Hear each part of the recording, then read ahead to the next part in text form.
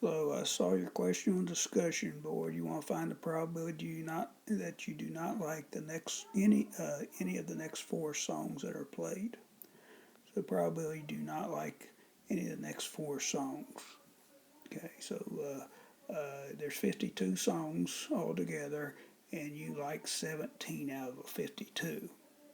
So in the denominator, there's 52 songs, and they're going to play four of them. So 52, choose four. That's the number of combinations of four that you have out of 52, which is over 270,000.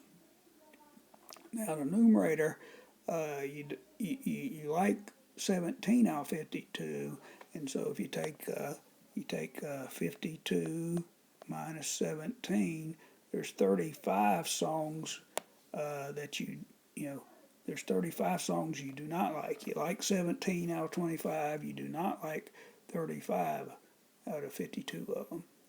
And so you don't choose. What's you want the odds probability of choosing 4 out of 35 that you do not like. 35 choose 4 is over 52,000, and you divide, and we get 0.193. Hope this helps.